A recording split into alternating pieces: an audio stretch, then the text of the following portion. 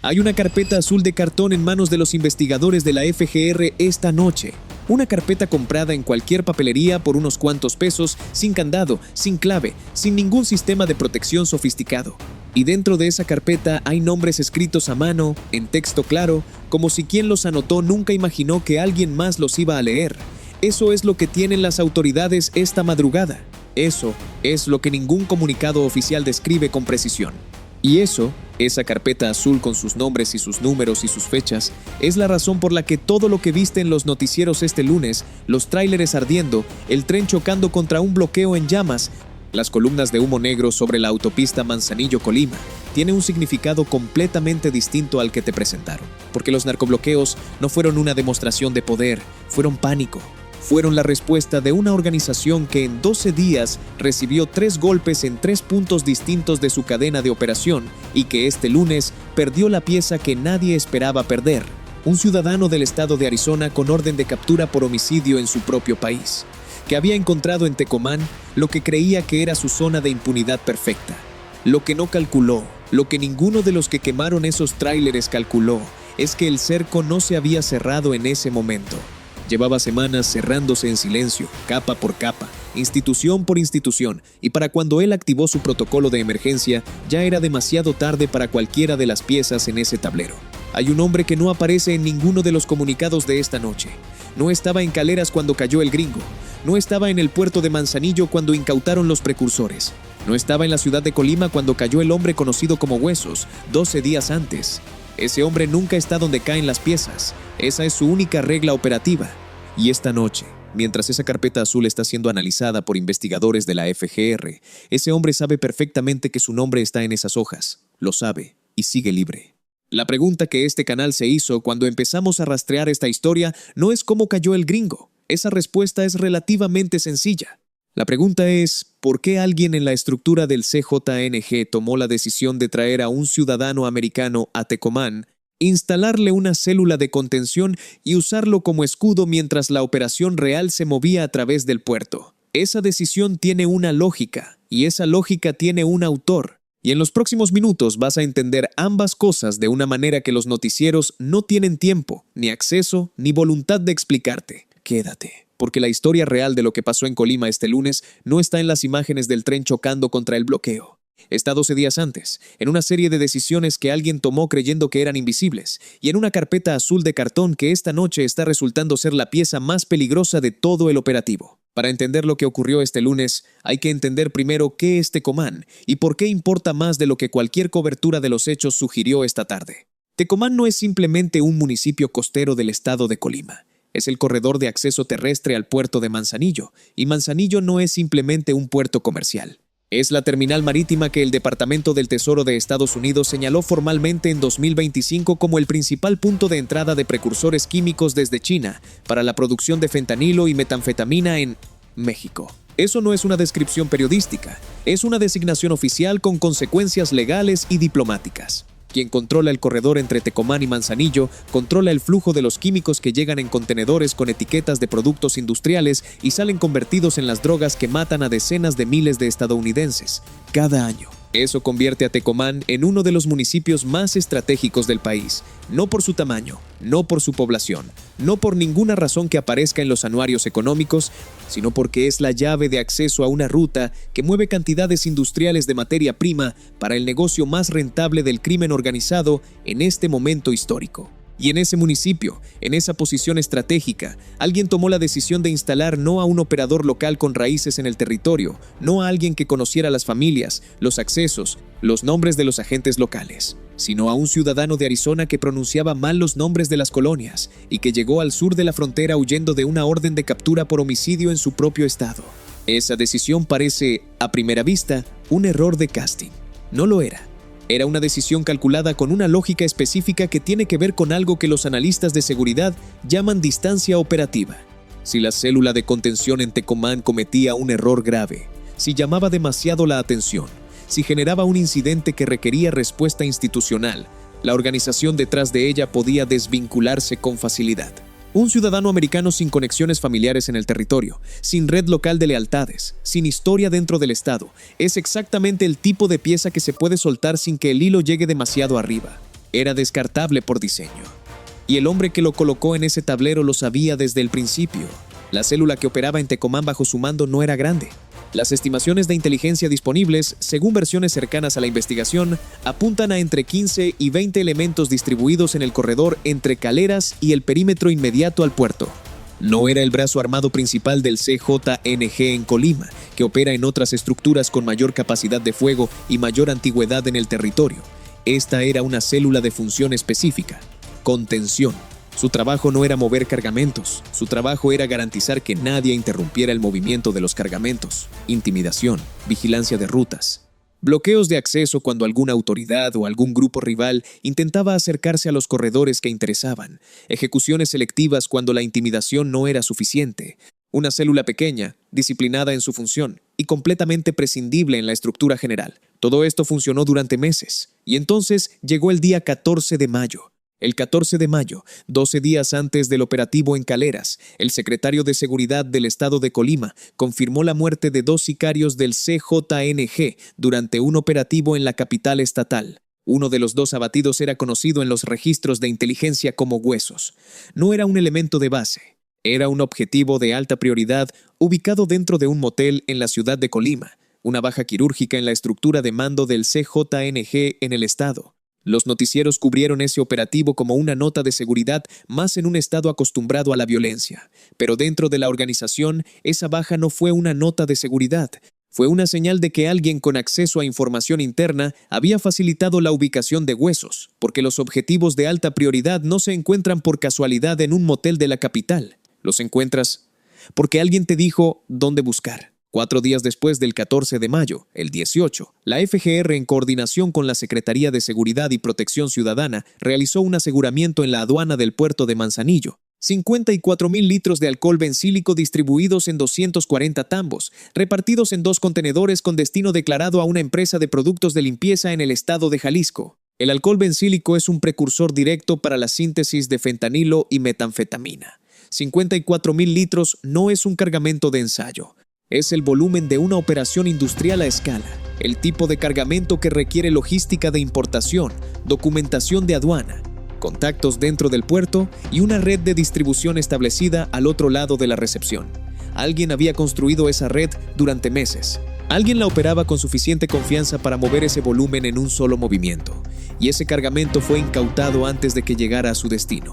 Detente un segundo aquí, porque lo que hay entre esos 2 eventos, la baja de Huesos el 14 de mayo y el aseguramiento en Manzanillo el 18, es una secuencia que no es coincidencia. Es un patrón de desmantelamiento que opera sobre la misma estructura desde 3 ángulos distintos. La baja de Huesos golpeó la cadena de mando, el aseguramiento en Manzanillo golpeó la línea de suministro, y el operativo en Caleras del lunes golpeó la célula de contención territorial. 3 funciones críticas de una misma operación, golpeadas en 12 días con una precisión que requiere inteligencia acumulada durante semanas o meses antes de que cualquiera de esos 3 golpes ocurriera. Eso significa que alguien, en algún punto antes del 14 de mayo, ya tenía un mapa completo de cómo funcionaba esta estructura en Colima. Tenía los nombres, las ubicaciones, las fechas de movimiento, los puntos de contacto, y eligió no golpear todo al mismo tiempo, porque golpear todo al mismo tiempo permite que los sobrevivientes se reorganicen antes de que el siguiente movimiento esté listo. Golpear por capas, con 4 días de separación entre cada golpe, mantiene a la organización en estado de reacción constante, consumiendo recursos en respuesta en lugar de en anticipación. Es la diferencia entre una emboscada y una presión sostenida. Y la presión sostenida tiene un objetivo que la emboscada no puede lograr: que las piezas que quedan vivas tomen decisiones bajo estrés que las exponga. El gringo tomó exactamente esas decisiones. El hombre que operaba la célula de contención en Tecomán sabía antes del lunes que algo había cambiado en el ambiente. La baja de Huesos 12 días antes fue una señal que alguien en su posición no podía ignorar. El aseguramiento del puerto 8 días antes fue otra señal. 2 señales en 8 días en el mismo estado, en la misma estructura de la que él era parte. Deberían haber generado una respuesta de baja de perfil, de silencio operativo, de reducción de movimientos y comunicaciones. No fue eso lo que pasó. Lo que pasó fue lo contrario. 3 semanas antes del operativo, dentro de la célula había una tensión creciente. Un lugarteniente local, alguien con historia en el territorio y con lealtades propias construidas antes de que el gringo llegara, había comenzado a cuestionar las decisiones del mando. No en privado, en voz alta. No con discreción, con el tipo de insubordinación que en cualquier organización jerárquica representa un problema que necesita solución inmediata. El gringo tomó su teléfono, el mismo número con código de área de Phoenix, Arizona, que usaba para comunicaciones operativas, y ordenó lo que en el lenguaje de estas organizaciones se llama resolver el problema. La llamada duró 4 minutos con 32 segundos según versiones cercanas a la investigación. Fue interceptada en tiempo real por una unidad de la FGR. A partir de ese momento, ese número estaba bajo monitoreo continuo. Cada llamada, cada mensaje, cada coordenada desde la que transmitía. La decisión de llamar desde ese número para ordenar una ejecución pareció, en su lógica interna, perfectamente razonable.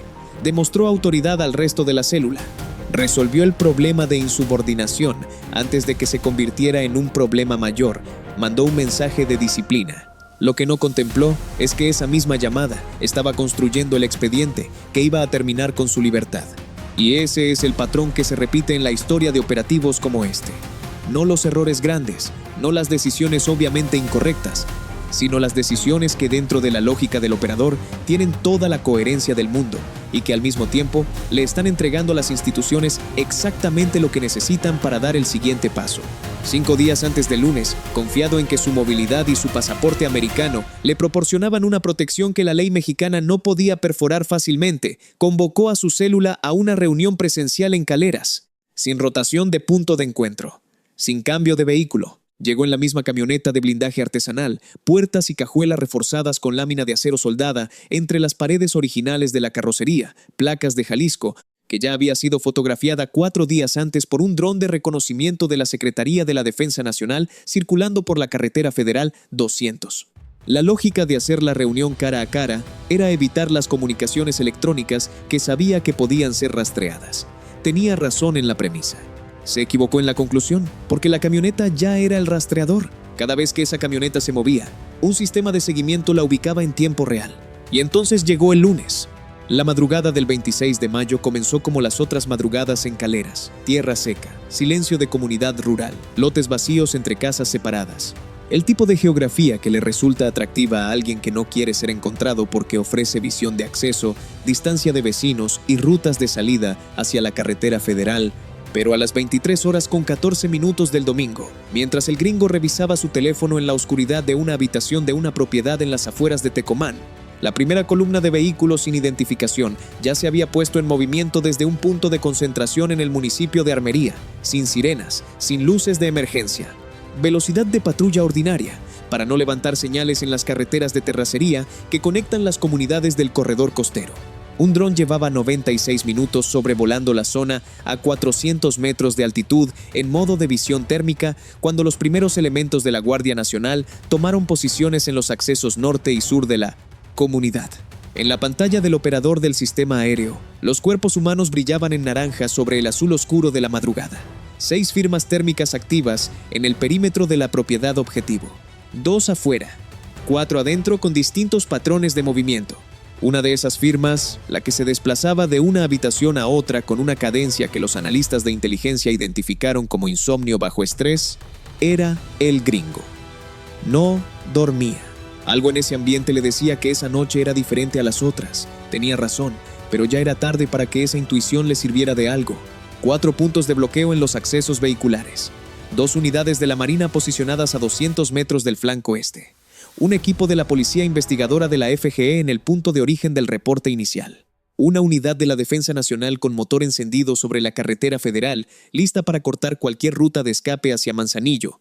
El elemento que el gringo nunca había contemplado en su análisis de riesgo no era la capacidad individual de ninguna de esas instituciones. Era la coordinación entre todas ellas. Durante años, la apuesta operativa de células como la suya había descansado sobre una premisa que tenía mucho respaldo histórico.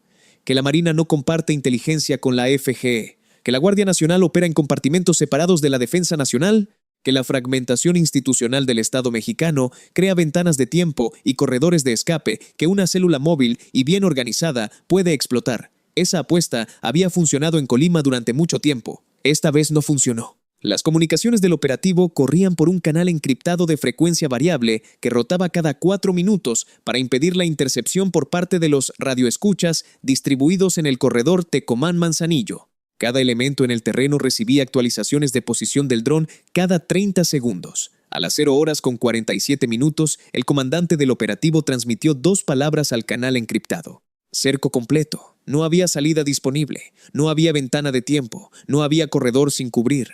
Lo que ocurrió en los siguientes 20 minutos tiene 2 dimensiones que ocurrieron simultáneamente y que los noticieros presentaron como una sola historia porque visualmente la más espectacular se impuso sobre la más importante. La dimensión espectacular fue el protocolo de emergencia que el gringo activó desde adentro de esa propiedad cuando detectó movimiento en el perímetro. Llamadas simultáneas a múltiples puntos de la red.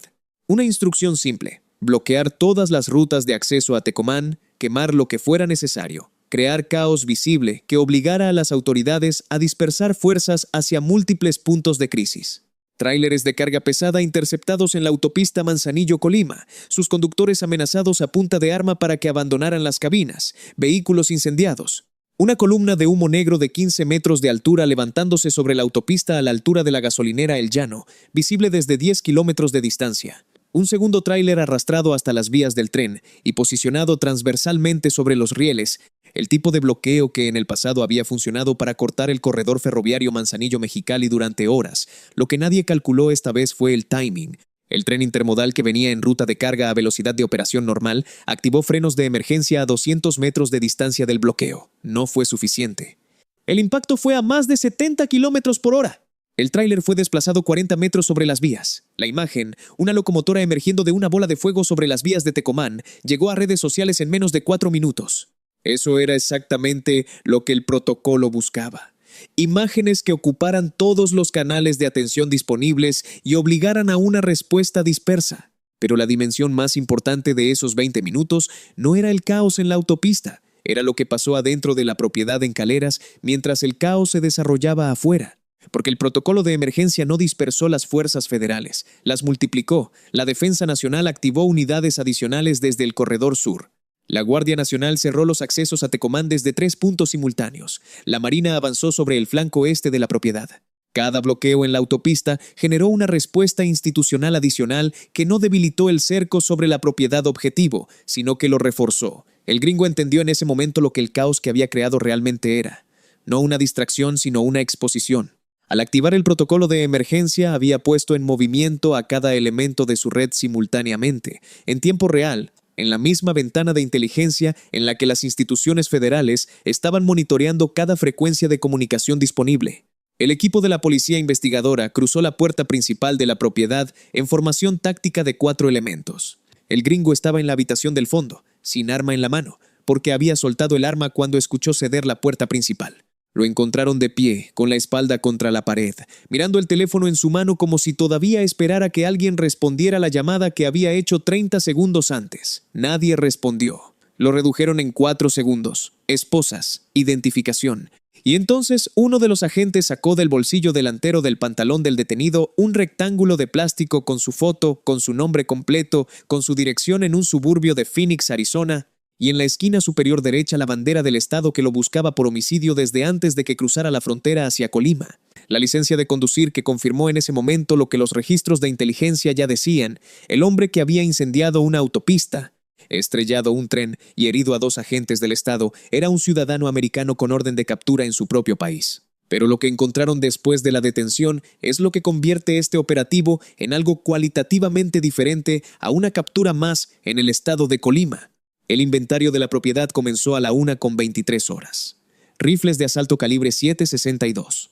Pistolas.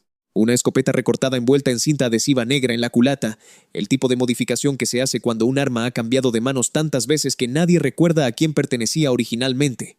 Granadas de fragmentación apiladas debajo de la cama como si fueran objetos de almacén ordinario. Bloques de narcóticos envueltos en plástico negro que el laboratorio de la FGE está identificando en este momento. La camioneta con blindaje artesanal y placas de Jalisco en el acceso al inmueble. Todo eso está en el comunicado oficial con distintos niveles de detalle. Pero el hallazgo que no está en ningún comunicado oficial con la profundidad que merece está en el cuarto de servicio, detrás de la lavadora, dentro de una bolsa de plástico sellada con cinta adhesiva. Una carpeta de cartón azul, el tipo que se compra en cualquier papelería, sin candado, sin cifrado, sin ningún sistema de protección sofisticado. Adentro, hojas impresas con nombres, números de teléfono, fechas y cantidades, no en clave, en texto claro. El tipo de documento que en el mundo del narcotráfico representa una paradoja constante. La información más valiosa es la que tiene que ser accesible al operador que la necesita en tiempo real, y esa accesibilidad la convierte en el riesgo más grande si cae en manos equivocadas.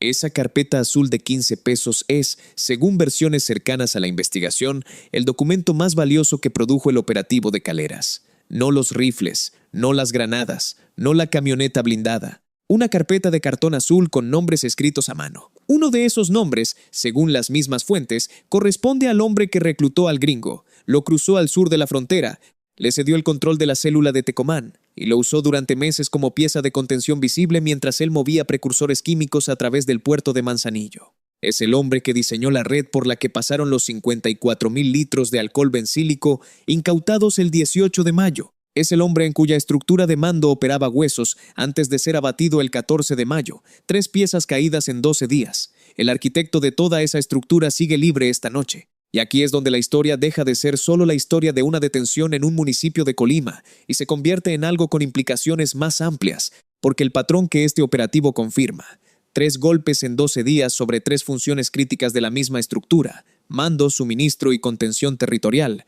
Es un patrón de desmantelamiento por capas que requiere inteligencia acumulada y sostenida durante semanas previas. No se construye en una semana. No se improvisa con base en un reporte del 911. Se construye con fuentes, con monitoreo de comunicaciones, con seguimiento aéreo, con coordinación entre instituciones que históricamente han operado en compartimentos separados. Y el hecho de que 3 golpes de ese calibre ocurrieran en 12 días sin filtración, sin que la organización objetivo tuviera tiempo de reaccionar con algo más sofisticado que quemar tráileres y estrellar trenes, dice algo importante sobre el nivel de coordinación que funcionó esta vez. Omar García Harfuch eligió sus palabras con precisión cuando habló sobre el operativo. Las instituciones de seguridad actuaron de forma coordinada y eficiente. Un ciudadano extranjero con orden de captura internacional fue detenido. El material asegurado confirma la capacidad operativa que se estaba desmantelando.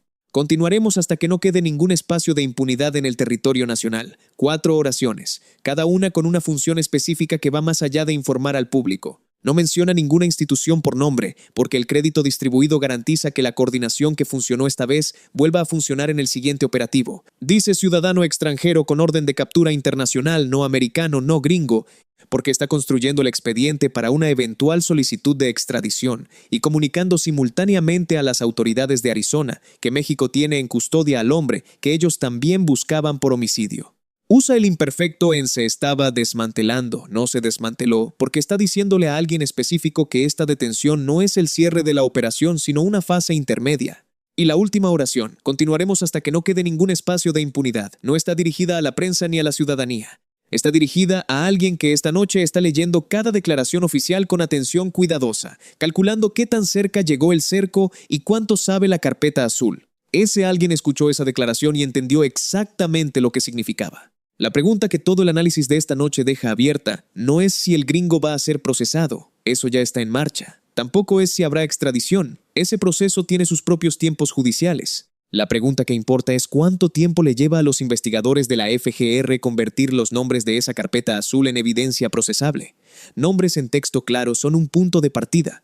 No son suficientes para una orden de aprehensión. Necesitas corroboración. Necesitas conectar esos nombres con los metadatos de las comunicaciones interceptadas. Necesitas construir una cadena de evidencia que no se rompa en un tribunal. Ese proceso lleva tiempo. Y mientras ese proceso ocurre, el arquitecto tiene un margen. No es un margen indefinido, pero es un margen. Lo que esta noche está sobre la mesa en Colima es una situación que tiene pocos precedentes en la historia reciente del Estado. Una célula de contención desmantelada, una línea de suministro de precursores golpeada, un objetivo de mando abatido y un detenido con pasaporte americano cuya carpeta azul apunta directamente al operador de nivel superior que diseñó y supervisó toda esa estructura. 3 piezas caídas en 12 días. El jugador que las colocó en el tablero sigue en pie. Pero la distancia entre ese hombre y el siguiente operativo de la FGR es, esta noche, considerablemente más corta de lo que era hace 12 días. Lo que comenzó el lunes en Colima no fue simplemente la captura de un ciudadano americano que dirigía una célula del CJNG en Tecomán. Fue el tercer acto visible de una secuencia que lleva semanas construyéndose en silencio. Los narcobloqueos, los tráileres ardiendo, el tren estrellando contra el bloqueo en llamas, todo ese caos que inundó los noticieros esta tarde no fue una demostración de poder. Fue el último recurso de una organización que en 12 días vio caer 3 funciones críticas de su estructura y que esta madrugada perdió a la pieza que protegía el corredor más estratégico de toda su operación. El caos fue la prueba de que los golpes dolieron. La magnitud del caos fue la medida de qué tan profundo llegaron. Y en algún lugar de Colima esta noche, el hombre cuyo nombre aparece en esa carpeta azul está haciendo exactamente lo que siempre hace cuando caen las piezas, calculando, evaluando qué tan cerca llegó el cerco, preguntándose si lo que encontraron en la propiedad de Caleras es suficiente para que su nombre aparezca en el siguiente comunicado oficial. Esa pregunta ya tiene respuesta en los archivos de Harfuch. Lo que todavía no tiene es esposas. Eso, según versiones cercanas a la investigación, es cuestión de tiempo. Si llegaste hasta aquí ya sabes algo que el 90% de las personas que vieron las imágenes del tren ardiendo en sus teléfonos esta tarde no sabe, que el caos que te mostraron no fue el evento, fue la reacción al evento. Que la historia real no está en las llamas de la autopista, sino en una carpeta azul de cartón que esta noche está siendo analizada en un laboratorio de inteligencia. Y que el operativo que los noticieros cubrieron como una nota de seguridad tiene detrás una secuencia de 12 días que cambia completamente el significado de cada pieza por separado. Suscríbete si todavía no lo has hecho. No para darte un número, sino porque lo que sigue en este canal es el análisis del perfil del arquitecto, el estado donde opera, la empresa fachada que usa para mover recursos hacia el puerto de Manzanillo y la siguiente fase de la operación de desmantelamiento en Colima, según fuentes cercanas a la investigación. Sin el contexto que acabas de ver en este video, lo que viene después no tiene la misma dimensión. Dale like si esta historia te pareció diferente a lo que encontraste en otro lado. Ese gesto le dice al algoritmo que este tipo de cobertura merece llegar a más personas, y cada persona que llega a este canal es alguien que va a dejar de conformarse con la primera capa de las noticias. Comparte este video con alguien que todavía crea que lo que pasó en Colima este lunes fue caos, porque ahora sabes que no fue caos, fue pánico. El pánico de una organización que vio cerrarse en 12 días un cerco que no supo leer a tiempo. Y en algún punto de la semana que viene, ese cerco va a dar un paso más.